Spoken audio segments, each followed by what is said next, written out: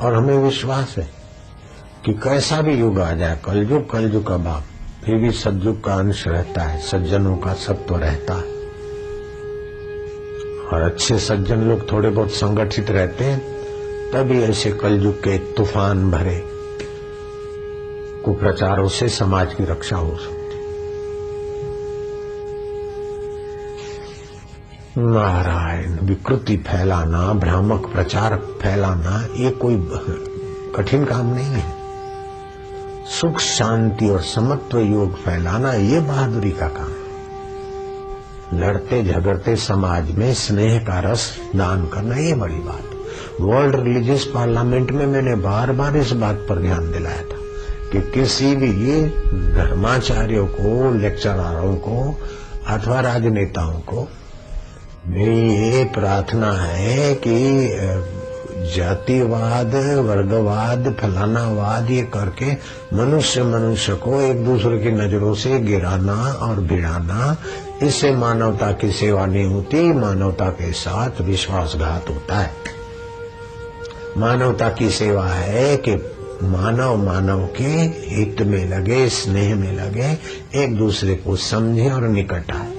भले कोई किसी मजहब को मानता है, कोई किसी रिलीजियस को मानता है, किसी धर्म को मानता है, किसी गुरु को मानता है, लेकिन कुल मिलाकर है तो धरती का मनुष्य। मनुष्य के हित में काम करो। मैं कभी किसी मजहब अथवा किसी धर्म को या किसी गुरु को मानने वाले की क्रिटिसाइज में विश्वास नहीं करता। ठीक है, अच्छा है।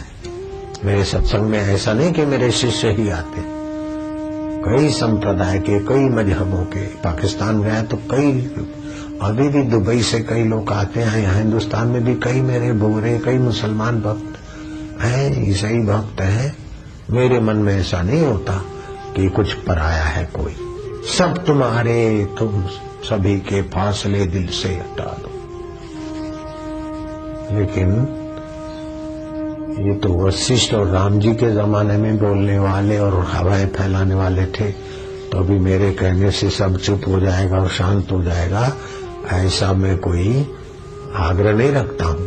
फिर भी जो अच्छे हैं वो अच्छी बात मानकर स्वीकार कर ले तो उनकी मौज है, न माने तो उनकी मौज है। आसाराम बापू पर छाया असंकट है।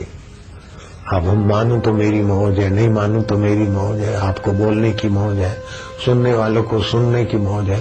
हाय रे मेरे पे संकट आ गया रे, हाय भगवान।